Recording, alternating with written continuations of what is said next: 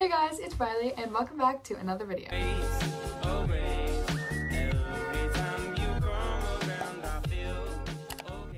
First of all, happy 2023. Actually, before we get started with the video, I just felt like sitting on the floor. Oh, that is where we're sitting. If the lighting changes, it's because it's from outside. In today's video, I thought I'd do something a little different than what I've done before.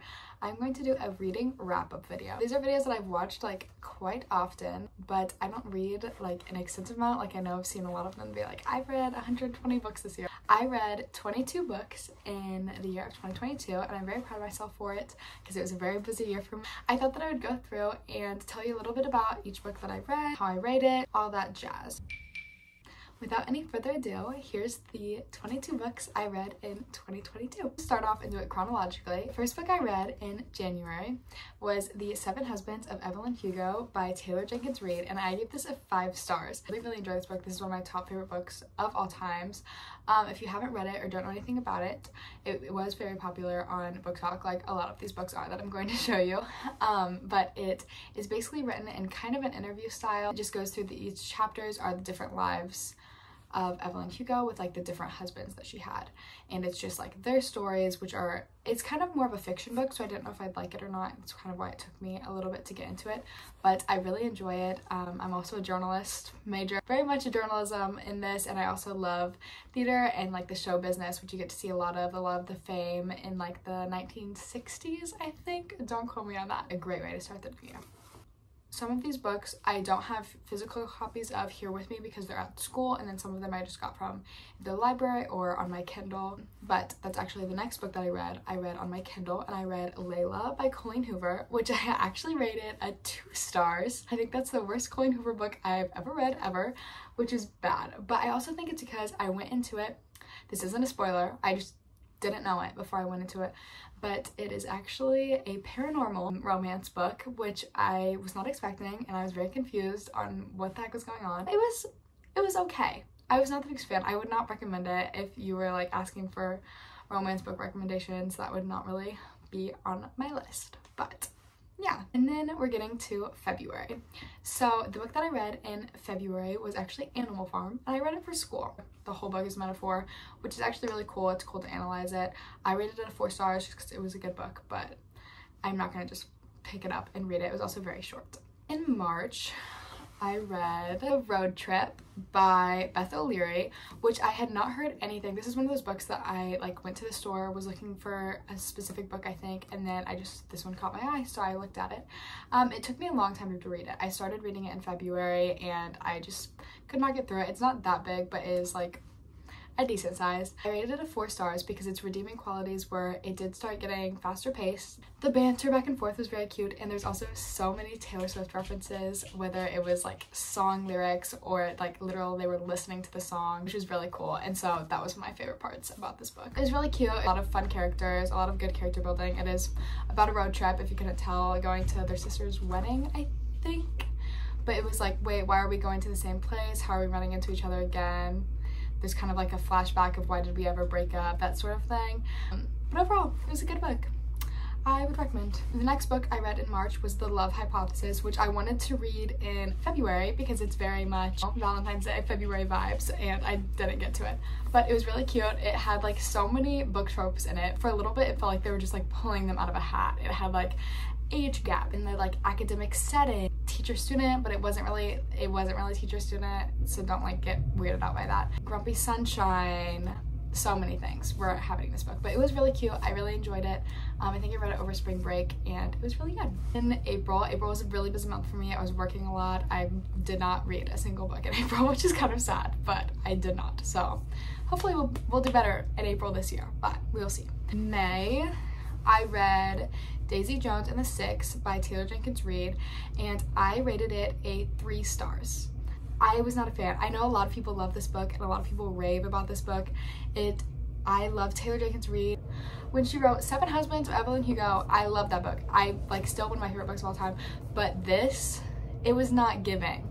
It took me 5 ever to read this book. It kind of put me in a slump, which I think is partially why I didn't read it in April. It took me a very long time to read this book. It's one of those books that it's like, I should like it, but I just don't. Interviews, so it's like each of these is a different character about this band and how they came to be, which I love music. I love that type of like show business industry, but I just don't like it. I was trying to get myself out of this book slump, and I decided to read The Summer I Turned Pretty series, reread it, because this the TV series came out on Netflix, and so I reread it. I hadn't read it since my sophomore year of high school, so I was really excited to read it, but I just read the first book in May, gave it a 5 stars. This is like encapsulates all of summer. If you haven't read it, go read it this summer. I would wait until the summer because it just gives very good vibes. It's really cute, very quick reads. I read all of them in such a short amount of time. It's one towards the end of May. It's Not Summer Without You, and We'll Always Have Summer in June. For The Summer I Turned Pretty, the second book, I rated it a 4 stars, and then I rated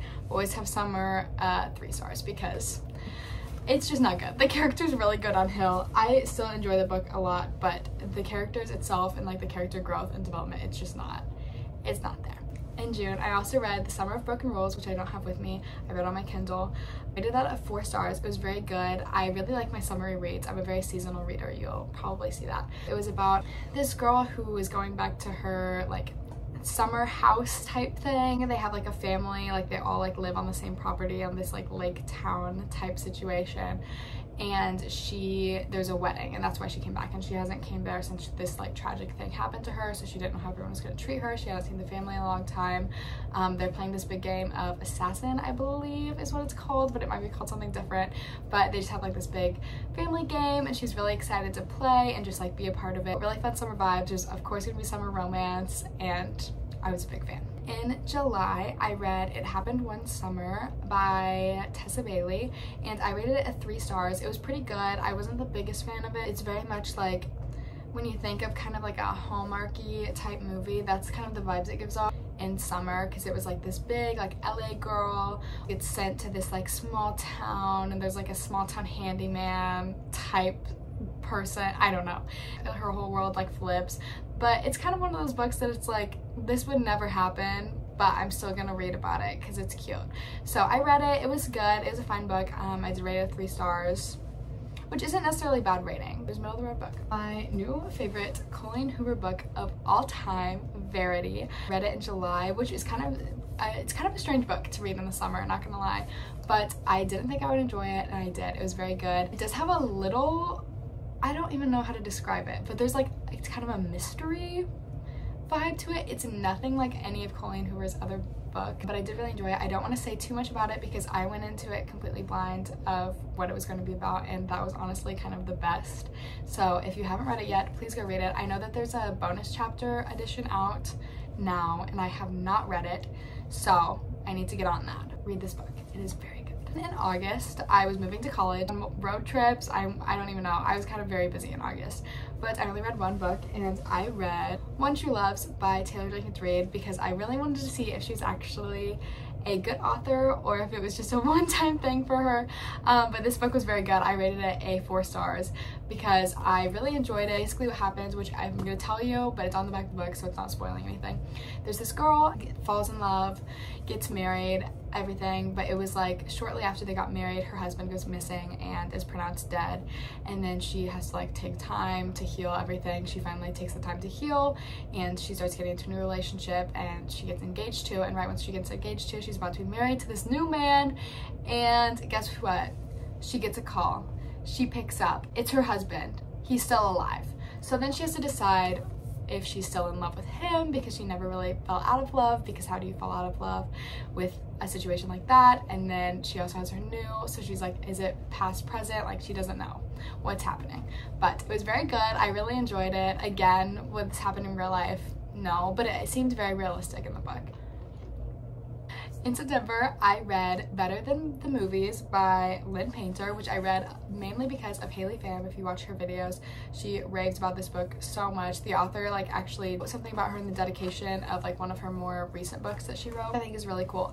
But this book was cute. It's definitely more like young adult, teen-age type of books, but it's really good. I found a random chapter because it's really cute, because each of the chapters have a quote from a like rom-com, which, so like this one's like, but mostly I hate the way I don't hate you, not even close, not even a little bit, not even at all, from 10 Things I Hate About You. And if you didn't know what movie I was quoting until I said that, shame. immediate shame on you.